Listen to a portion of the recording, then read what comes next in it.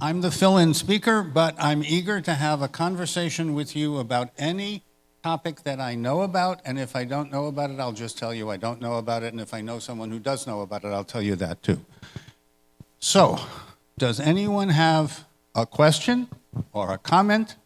Because I really would like to have a conversation around the room, if possible, but I can surely talk for another hour, that's easy, and talk about primary, predictive, and proactive, personalized prevention protocols and practices. Now that's as many P's as I can put in one sentence. But I can unpack that in the next hour and show you a new paradigm, a paradigm based on lifestyle epigenetics, a paradigm based on biology and physiology that puts paid, I hope you understand what that means, that puts paid to the conventional medical and dental world. I am not here to suppress symptoms. I am here to understand the causes and how to mitigate the causes of the symptoms, and then, guess what? The symptoms go away on their own. For example, in the last 40 years, including my own children growing up, I have never written a prescription except for desiccated thyroid. No comments? Okay. What I presented very briefly this morning are 4 self-assessments and 8 predictive biomarkers. And if you interpret them to their best outcome goal value, you can now have personalized and proactive prevention. You can reverse the steep slide that most people are in. 80+% of people in this country, probably enough of you to be noticeable, are getting by. They're just getting by. They're suffering. They're not thriving. I gave up on that many decades ago, and I've been thriving more or less since as a minority. And I don't know how you feel about it, but I'm happy to be a minority that's healthy and not a majority that's not only unhealthy, it's creating the ill health that they have. How about processed foods? I don't eat them. If it comes in a plastic package, don't take it. If it comes in a box lined with plastic, don't take it. If it's a beverage that comes in a plastic bottle, don't drink it. We happen to have good well water, but I can tell you how to get mineral water that is uncontaminated. I can show you how much microplastic and glyphosate and PFAS and other toxic chemicals are in the water, the air, and the soil around us. So I live in the woods. We have 200 edible plants in our biodynamic permaculture food forest. We can talk about that if you want. Probably, maybe a quarter of what we eat comes out of the garden. But when I go out to the garden and harvest rosemary or sage or parsley or green peppers and right now cherry tomatoes, I feel good about bringing that into my house. When we go to the market, I want to pick up the food and I don't want a plastic wrap around it if I possibly can. Now it turns out if the item is cold, the microplastic is less. If you get food that's hot in styrofoam or plastic, you are going to bioaccumulate hazardous compounds known to science and medicine in abundance. And we know very little today about the interaction of these toxins. For example, toxic metals, which I've studied a lot, their toxicity is not additive. Their toxicity multiplies by 100. So if you have a little lead, a little mercury, a little arsenic, a little nickel, a little toxic metal, absolutely known by ATSDR, which is part of CDC, by every international society, etc. So you can reduce by 80% the harmful chemicals and toxins coming into your environment. The other 20% you need to support your liver, kidney, and spleen. You need to improve your digestion. And I can show you how to do this. I can show you how to have a digestive transit time of 12 to 18 hours. What you eat at night should come out in the morning. When I have roast beets at night, the first thing I see in the commode in the morning is red. And after all these years, the first thought I have is never, I ate beets. So we test the digestive transit time using desiccated charcoal. This is dioxin-free. It's only made by one company, but it's sold by a lot of companies. And if you want, you can download a free self-assessment set of guidelines, including digestive transit, hydration, dehydration. Even 1, 2, or 3% dehydrated is a major stress on your organ systems, on your lungs and heart, on your spleen, liver, and kidneys. Don't be dehydrated. You can reach for a glass of water right now if you want. I also want to know how much ascorbate it takes for you to poop. It's called the C cleanse. These are 3 of the 4 self-assessments. These are things that people do themselves. And the 4th is measure your urine pH and adjust your magnesium and choline citrate intake based on that. You need at least 2 doses a day. You might need 3, 4, or 5 based on your urine pH. Again, at our booth and online, we have these protocols all written out in detail so that they're easy to follow. The 8 predictive biomarkers, you're familiar with many of these. Hemoglobin A1C. I no longer measure blood sugar. I no longer measure insulin. I no longer measure HOMA and other such indices, although we did include them in our successful outcome study of type 1 diabetes and our successful outcome study of type 2 diabetes. But diabetes is not a disease, despite what you might hear online. Diabetes is a lifestyle choice. My friend, who's a good wordsmith, says, diabetes kills, diabetes costs. Diabetes is a lifestyle choice. Take me, for example. When I accumulated over 25 years an extra 65 pounds, I was pre-diabetic. My hemoglobin A1C confirmed that I was pre-diabetic. Do you think I have 65 pounds extra today? No. I might have a couple of pounds in case I have a near-death experience, which I'm happy to talk about because I had that 12 years ago and I can talk about it if you want. So I've been challenged, and I believe that this upstream primary prevention approach is the future of dentistry and medical care. We can save 1 million lives a year. We can save $1 trillion a year. We can save much suffering and family disruption. In our diabetes studies, both of them, we reduced, starting at best standard of care according to the ADA, we reduced hemoglobin A1C by 1 full milligram percent, which means we added 20 plus years of low-cost life to people. And when I meet with policy experts, they say, don't save lives, it'll cost more money. And I point out to them that saving lives actually saves money. And they say, really? And I say, well, A, B, C, D, E, F, G. There is now so much evidence that the area that we have been investigating and trying to understand for many decades is ready for prime time. There is no reason to not do lifestyle, and I will tell you why it is overlooked in conventional medicine, and I'll bet you know why.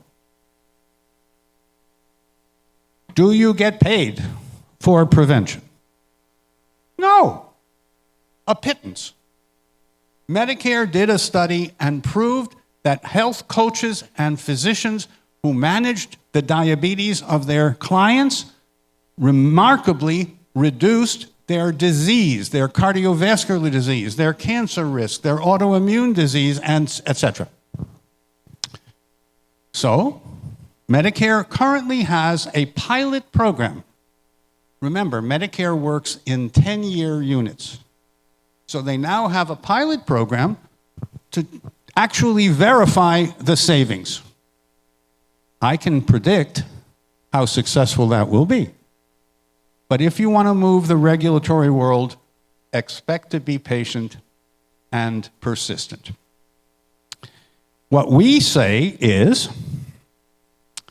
we want to work with those people who are ready to take action, who are ready to do something on their own behalf, who want to understand what prevention means up close and personal for me. How do I get healthy hydration? How do I get whole foods into my diet and toxic chemicals out of my diet? How do I get restorative sleep? How do I manage my stress? I think this is still true. Over 80% of the reason that people come to doctors and dentists is either stress-related or toxicity-related, or as an extension of that, digestion-related, cardiovascular-related. When I was at NIH in the 1970s, I had the privilege of working with Don Fry and Bob Maley, and we definitively proved that the diet-heart hypothesis of Levy and Fredrickson, the notion that the amount of fat or the quality of fat you ate determined your lipid profile, is absolutely false. Because, and they knew this, every time people changed their lifestyle, their lipid profile changed. More to the point, today, if you're concerned about anyone with cardiovascular disease, measure the oxidized cholesterol or the oxidized LDL directly, not antibodies against oxidized LDL. You can get easily a measurement of oxidized LDL or oxidized cholesterol, and 100% of the cardiovascular risk comes from that. Then you have separate risks,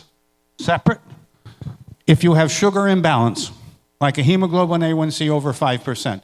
If you have an HS-CRP, a high sensitivity C-reactive protein that's over 0.5, you have a repair deficit, probably inflammation, and possibly autoimmunity. And then homocysteine, it should be less than 6, and lymphocyte response cell culture should be tolerant. You should not have reactions. Out of hundreds of substances, you should be tolerant to all of them, and if you're not, you should follow the guidance, the interpretation, the lifestyle suggestions. I have these tests every 6 months. One of my tests came up that I was reactive, immunoreactive to fluoride. Now I have fluoride-free house, fluoride-free dentistry, fluoride-free personal care. I was then drinking and enjoying a lot of India spiced tea, which is non-caffeinated, but it has a lot of spices. And guess what? There's a surprising amount of fluoride in India spiced tea. So I switched to rose petal tea or some other tea. And then when I was next tested, I didn't have reactivity to fluoride. I'm trying to make the point that this cell culture is very specific and worth following, even if you don't understand. But very often, people will come in and tell you, I have been exposed to that chemical in agriculture or in hobbies or in industry or in travel. We've done more outcome studies than any other immunology lab. I'm happy to talk about immune defense and repair. I'm happy to talk about hormone harmony. I'm talking about neurochemical balance. I'm happy to talk about anything, including restorative sleep, stress management, and a life of spirit. So I am a scientist, obviously, and I am a physician as well. But I would say increasingly, I'm a man of spirit. And what I mean by that is not religious, although I happen to be traditional, not religious, engaged actively and proactively to cultivate my spiritual side. So I get up in the morning, eager for the day, have a shower, have a cup of coffee, but I have mold-free. This is coffee that is roasted the day it's sent to you, truly free of chemicals and pesticides, and from a small little family farm, happens to be in Hawaii. You can get healthy snacks, you can get healthy beverages, but you have to be proactive. Most coffee, most tea. And by the way, always leaf tea, never a tea bag. A tea bag is too toxic. Check it out. I was surprised when I heard how much toxicity there was in toothpaste or in tea bags or in beverage containers. But the evidence is now overwhelming that we are harming ourselves day by day slowly to bioaccumulate these chemicals that eventually cause cancer, heart disease, autoimmunity, and digestive disorders to start. If you have any mood issues, then for sure you need to pay attention to these 8 predictive biomarkers and follow the recommendations and go by results. You can definitely put us to the test because we give you what we suggest for this individual. You then have to look at it. You know them better than we. We had a questionnaire, and we had a cell culture, and we make a recommendation. If you find it worthy, you should recommend it to your clients. It's a lifestyle, epigenetic, rebuilding, restorative approach that takes 3 to 6 months. It's not 20 minutes. If they come in and say, I need to lose 10 pounds by Sunday, we don't have the answer to that. In fact, we don't recommend yo-yo dieting. My dear mother calculated that she had gained and lost well over 2 tons, 4,000 pounds of weight. She could get down to a lean 180, and then she would balloon up to 350, and she went to fat farms, she went to counseling, she went to this, that, and the other thing. When my mother was under stress, she ate. She's not the only person who eats when they're not hungry. In fact, there's a word in Japan that translates, close the refrigerator, you're not hungry, you're stressed. Also in Japan, something I recommend, which is called forest bathing. I live in a wood, so I can forest bathe when I want. I can walk outside. Or find a woods or a glade or a floodplain or a park. The outside air is always better than the inside air. When you're inside, you should, of course, have plants that eat toxic carbon dioxide and other chemicals and put good oxygen into the air. And I think you should have an ULPA filter or a molecule with a K. This is an electrostatic device that zaps any particles. Almost all people put a half a pound of dander in the inner built environment on a daily basis. In addition, you get dander from many other places. I have outdoor clothes and indoor clothes. When I come home, I take off my outdoor clothes and I put on casual indoor clothes. You can dramatically reduce your toxic exposure if you do that. These are relatively simple things. You'd be surprised how effective they are, but put them to the test. And I think you will find that these epigenetic lifestyle habits of daily living are really critical to whether you're going to be well or not, whether you're going to have good outcomes from your procedure or not, whether you're going to thrive in the 21st century or not. And our book is called Thriving in the 21st Century. It's an easy read. It's for consumers. We have another book on bones, joints, and muscles for life, which I co-authored with my colleague Susan Brown and Jaffee Money and my sister, Marcy Jaffee. And we also have Joy of Living the Alkaline Way, which is in its 35th annual edition. and we're going to revise it soon. And pretty soon, we're going to have a book about a monk, a Cambodian Buddhist monk, who taught me about color healing and taught me much about healing. His name is Bhante Dharmawara. He lived with me from the time he celebrated his 80th birthday until he was 110 and passed. To spend time with him, I think, was a privilege. One of his students was the Dalai Lama. So in 1959, the Dalai Lama flees the Chinese in Tibet. He ends up in Dharamsala, and he wants to stay in India, not move to Bhutan or a Buddhist country, and stay near Tibet. The Indian government foreign ministry under a famous guy named Krishna Menon was very afraid if they gave comfort to these Tibetans, because they had enough problems with the Muslims and the Hindus and the this and the that. So they recommended to the prime minister that they be escorted to a Buddhist country.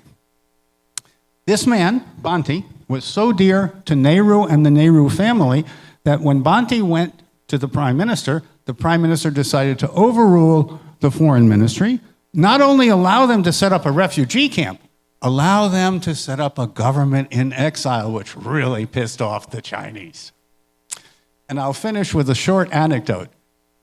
I was invited to Beijing to present to a major medical meeting.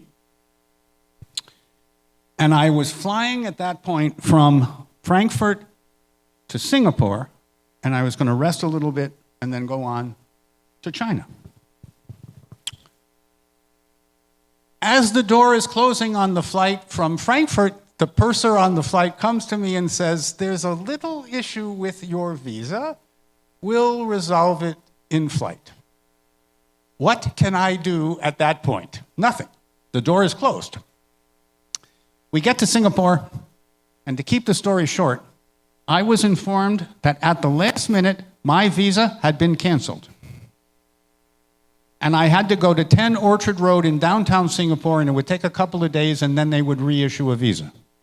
That meant that I would arrive in Beijing the day I was giving a talk to people who don't much speak English.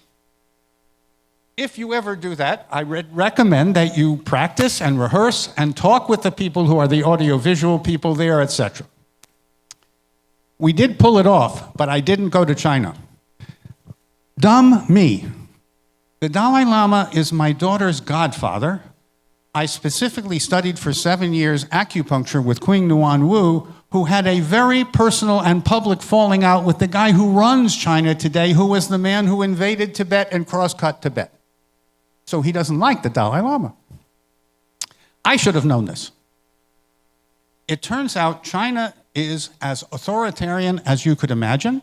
They actually begin to check visas to determine who they will let in and who they won't 2 days before the flight. That's the way they do it.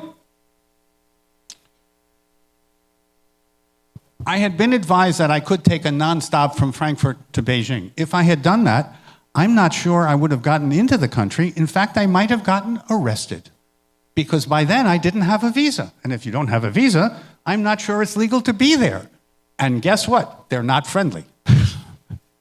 So I've had my share of events.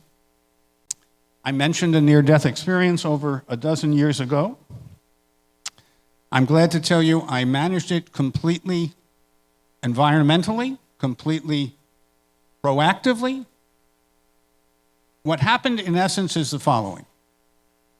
9 a.m. I'm fine talking to Joe the handyman. 9:02 I'm dizzy. 9:05 I've got paroxysmal vertigo, and I'm in a fetal position on the floor of my office. I have the cell phone in my hand, and of course my people run and say, we'll get you an ambulance, we'll get you to the hospital. I said, this might just be a spiritual challenge more than a physical reality. Now, if you were reading the medical record, you would assume I was both having a stroke and a cardiac event. We did document that. But the point is that throughout this saga, which was days long. Throughout this saga, I had the sense that Banti, who had died, had transitioned, and other spirits were with me. And I will admit that at one point, this is about 2 hours into the experience, the room filled with angels. And if you know this, there are 3 classes of angels. One class of angels is to help, one class of angels is take you to the other side, and one class of angels sings on high. I can communicate with these beings telepathically. So I ask them, are you the angels that take the person to the other side? And they say, no, we're the angels that come to help because you need help. I didn't have to ask. They just know when you need help. So I then communicate and say, is there any chance you're standing in front of the angels that take people to the other side to keep me calm? And they responded saying, what part of being an angel do you not understand? We can't lie. We don't lie. We're here because you need us. We're not here to take you to the other side. My father, my dear father, at 83 years of age, had spent a very pleasant day at our home in New Jersey. It was time to go to bed, and I realized he couldn't push himself up to stand up, and I saw him crumble in a stroke. He was in Cheyne-Stokes breathing so quickly that I assumed he would die. So I decided, I'm going to take care of him. If he's going to pass, he can pass in my arms, not in a stranger. He lived. There's a lot in the middle, but he lived. And then after 9 months, he was well enough to go back to his condo in Boca. I don't know why, but at some age, apparently, all Jewish men have to live in Florida. To him, having the autonomy of his condo was very important. And he was my dad. So I have a brother and a sister, and they both said to me, we have to pull Dad's license. I said, his license is his autonomy. He doesn't want to go on a bus. He wants to go when he wants to go. But he had a stroke. I said, I noticed, because we've been taking care of him for the last 9 months. So what we did, I think, was the correct thing. We measured his ocular visual accommodation. We measured his eye-motor-hand coordination. We measured his hearing. It didn't get any better, but it didn't lose anything, and he still kept his license. And he actually renewed his license at the age of 88 or something. He renewed it in Florida for 10 years. Good luck. At the very end, my dad was 90, and we had a conversation about him living with my sister, my brother, and me, and he didn't want that. He wants to visit us, but he doesn't want to live with us. And then he loses weight. Over a month, he lost weight. He wasn't fat to begin with. At that age, you immediately think of cancer. So I bring him up to Virginia. My friends at NCI, National Cancer Institute, stem to stern, they scanned him, they tested him, they this and that, no cancer. So the next thing on the list is maybe he's depressed. Maybe. So I put him on a self-care program, walking for 20 minutes twice a day, hydrating very well, laughing more and more joy in living. And my dad had been a basketball player, a professional basketball player. He loved basketball and golf. Me, I don't care, except I love my dad. 3 months, he gets better. We're walking farther. He's feeling better. He's looking better. Then 3 months, he plateaued. And 3 more months, he was passed. He died. Of natural causes, I must tell you. The first death certificate I ever signed in my medical career was my dad's. No one ever died when I was the house officer. And when I was leaving NIH, this nice lady from medical records comes to me and says, "You've never filled out a death certificate. Do I have to?" And she says, well, don't you want to? I said, when I need to, someone nice like you will tell me how to fill it out. No, I don't want, please go away. And NIH is a government facility. If you have a certain rank, that gives you a certain authority. I was by then on the permanent senior staff. I had done these cardiovascular studies that prove that fat is an innocent bystander, that oxidized cholesterol or oxidized LDL will kill you, and what to do about the inflammation, autoimmunity, cardiovascular risk of diabetes, and all that's with it. Now let me tell you an anecdote, a story. I'm reviewing our data on predicting cardiovascular events in Yucatan pigs and foxhound dogs, because they were our animal models. And I'm talking with Don and Bob. Now, Bob Maley coined the term lipoprotein, so he's a little bit important in cardiovascular research. And Don Fry is the guy who showed that at bifurcation points, when blood pressure goes up, there is atherosclerosis accelerating at the bifurcation point. That's Don Fry. And me, I was platelet, collagen, cardiovascular. So I say, this is compelling. We have to tell the world about this. And they say, yep. And then I say, how long will it take for the diet heart hypothesis to be finally rejected in America? It was already being rejected around the world, but in America, it was still the dominant point of view. And Don looks at me and smiles and says, 10 years after Don Fredrickson died, and that was about right, and that was a few years ago. So the thinking about cardiovascular disease and diabetes complications especially has been rethought recently. Our successful studies in type 1 and type 2 point to the fact that lifestyle is an opportunity to save lives and treasure, to help people feel and function better. And the most important piece, we found people willing to do this. One of the objections that I hear is, you can't get people to change. And I agree that many people are change resistant. I am. I like my habits. I like brushing my teeth with my right hand, not my left hand. But when I convince a person that their lifestyle will kill them early at high cost and suffering, and there is a lifestyle option if they're willing to engage it, about what you eat and drink, think and do. And then we can get into the self-tests and the predictive biomarkers if they want to, and develop a program that in 3 months, 6 months, 1 year, can reverse many years or decades of harm. If they doubt that there's microplastic, if they doubt that there are toxic chemicals in everything from toothpaste to deodorant, we have posted on the YouTube channel, Dr. Russell Jaffee, about 150 videos, some of which I think you would enjoy. This is Dr. Russell Jaffee on YouTube. Then we have our own website, drrusselljaffee.com. We post a recipe a week, a recipe that is sugar-free, oil-free, gluten-free, toxin-free, and yummy and easy to do. We post a podcast a week. We post 3 to 6 shorts and reels a week.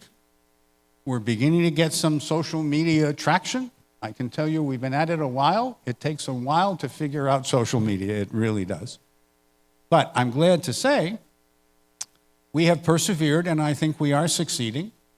We're growing our number of subscribers. We're growing the number of people that want to know more, and we have a national referral network for doctors and dentists like yourselves, because people call us looking for a doctor or a dentist. So I really did want to have more conversation, but you've been very nice to listen. Does anyone have a question or a comment? Sure. The LRA, lymphocyte, cell lymphocyte response assay. This is an ex vivo test. This is not a laboratory in vitro artifact. This is an ex vivo test. We measure the reaction of lymphocytes just as it happens in the body, and we report what foods, chemicals, preservatives, medications, hair, dander, and feathers, the person, the specimen, is reactive to. Then if you're willing to have the person spend 15 or 20 minutes filling out a questionnaire, the HAQ questionnaire, then we can include a free interpretation and lifestyle guide. Because in 1983-84, when we started offering this test, my colleagues who ordered the test called me up and said, "What does this mean? I've never seen this information before." If you look at serum, you can measure antibodies and get confused. If you want accurate information, you need the T cells, you need a cell culture, like our LRA by ELISA Act. We've done 100,000 specimens, 30 million cell cultures. We have the most precise cell culture in the world. We've reported on 4,300 blind split samples. I showed a little bit of that data this morning. So this is how to practice primary prevention. One of the 8 predictive biomarker tests is our LRA. And you should be tolerant to the world. You should have the test every 6 months. You should have the test every 6 months until you're tolerant. I remember a dear friend of my dear friend who was wheelchair bound with multiple sclerosis, which is, of course, autoimmune. She did our program 6 months, 12 months, 18 months. At 18 months, she sent me a picture of herself rock climbing. She was out of a wheelchair and she was fully recovered. But one of the things she reacted to was tobacco. And she smoked tobacco. And we convinced her that it was going to kill her if she continued to stimulate autoimmunity, self-attack, and that if she would be willing to restore tolerance, she might be able to go back and smoke without immune toxicity. So we don't take things away for a lifetime. We do take them away for a few months because it has taken years to decades for people to get in front of you. Question?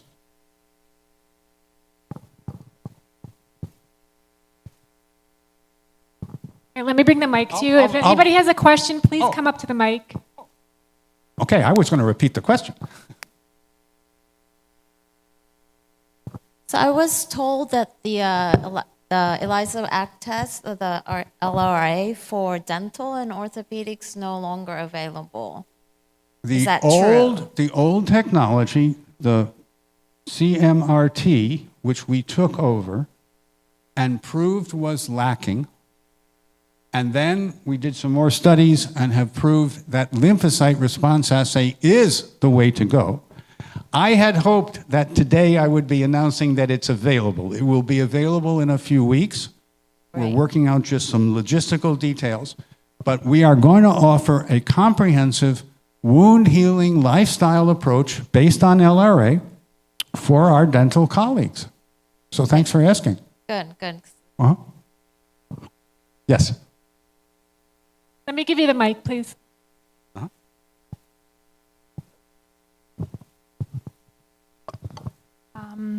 I visited the booth and I got a list of the possible blocks for testing. Yes.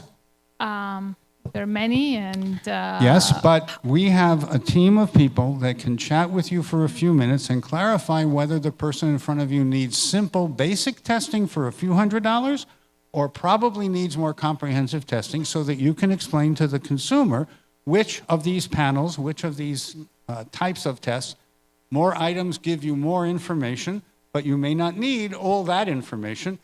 Basic testing may be enough for some people. okay, good to know. Thank you. Mm-hmm. If anybody has a question, if you could meet me halfway. Yes. We do have people listening on the live broadcast, so. Yes, but somebody should have a question at this point. We have about 5 or 8 minutes more, and I can tell some more stories. Yes. So, Dave. Satiety. You're eating. You're talking about eating. Satiety. So the question is, how do you restore your satiety response? I was a stress-related eater for decades because my mother was a stress-related eater. I finally, through meditation, mindfulness practice, green dichromatic light, abdominal breathing, broke myself of that habit. I now eat between noon and 6 p.m. I eat about 2,000 calories a day. I'm hydrating all the time. I drink a little wine in the evening. I already admitted to drinking coffee in the morning. I like to feel a little bit of hunger before I'm ready to eat next. I think it's good to feel a little bit of hunger before you eat. And of course, I only eat whole foods. Yes. Okay, there was So I think that's a very important question.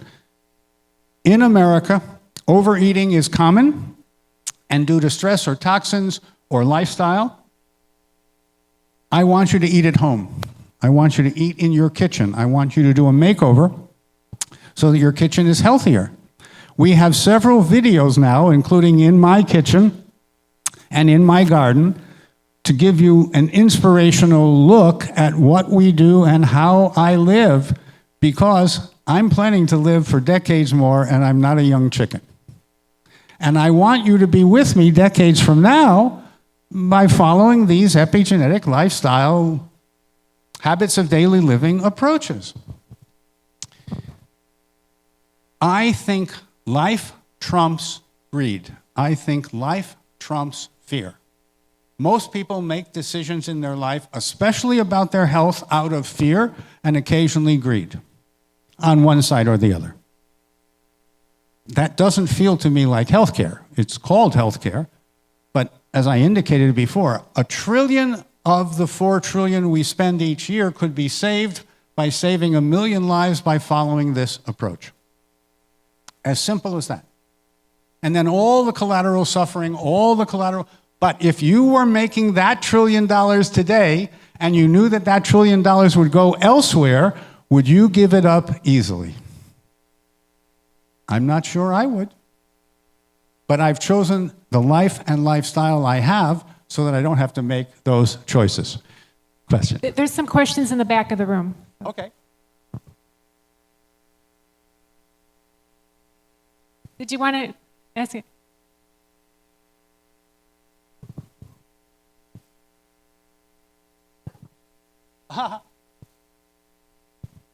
Yeah, I got to work on those cognitive skills at my age. So for many years, I was using Clifford testing. Mm-hmm. And, you know, when a patient is biocompatibility tested, it changes all the time. Well, Like, not quite from all day- the time. It Well, I changes didn't- over months. 3 to 6 months it will vary. If you measure it today, tomorrow, and the next day, it won't. Great. So then we switched when Walter passed to DNA Connection. Okay. And now I've known about your testing, the ELISA test, for many, many years, but I live in New York. Oh, So I can't. do my any- condolences. I grew up Yeah. in New York. Yeah, well, my practice in New York is. Yes, and the answer to that question, which has been a thorn in everyone's side, is slowly New York is changing to accept CLIA certification. We've been CLIA certified since 1984, et cetera, et cetera. Yes, we would like to do business in New York when we can. In the meantime, there's Connecticut, Massachusetts, Right. Canada, That's what I was and getting Pennsylvania. at. Do I still have to send your test out to Connecticut or New Jersey or you know? Well, what we suggest is When that it comes. you talk to us and we send the kit to the patient Right, I directly know. with instructions for how to have the blood taken Correct. in New Jersey. Well, they don't live in New Jersey. Oh, sorry. No. No, This is if what they don't happens. if they don't currently on a recorded line, I will say That's that the right. current rule, according to Wadsworth administration in the Department of Education of New York State, says, we don't know what we're doing. That's their quote. And they are so poorly funded, they can't even send out anyone to do inspections anymore, so they have defaulted to CLIA, and we have been CLIA certified forever. So we have pointed out to New York, since they have defaulted to CLIA within New York, they should accept CLIA nationally. and they said they'll think about it. Next week and the week after and the week after. So, but that's great. Thank you so much. Sure. There's no lack of fun if you go into prevention. We have a question in the middle of the room here. Yeah, this is the last question, and I'm happy for it. What's your recommendation for volume of water per day? Oh, there are many things, and I keep it simple. 4 liters or 4 quarts of water equivalent. This includes berries, which are wet foods. This includes soups and other wet foods. And I drink 2 to 3 liters a day of either well mineral water or Pellegrino in glass. And then I get another quart a day from wet foods. So 4 quarts a day, yes, that comes out to a gallon a day. What can we as a New York provider do to lobby to get your lab hooked up? Gosh, I wish I had an answer for that question. I'm glad for the question. I'm grateful for the question. But I can tell you, unless you're going to spend full time in Albany schmoozing with staff and elected officials, they will be polite, they will use up your time, they will take you under advisement, and however much you contribute to them, they will notice. Obviously. My suggestion is let those of us who have an interest in improving, in changing the regulation, let us do the heavy lifting. We have several lobbyists that are full-time in Albany working on a variety of lifestyle prevention and issues like this. If you can, support them. If you can't, and you know an elected official, invite them to a small tea or home visit. A half a dozen people is enough. I used to do this with Jerry Brown and John Vasconcellos and Mark Leno, and I can tell you it's called retail politics. And as Mrs. Clinton proved, when you don't like retail politics, you probably don't win. So, without getting too political, I think we are about at 5 o'clock, and I want to thank you so much for listening and for contributing as you have. Thank you.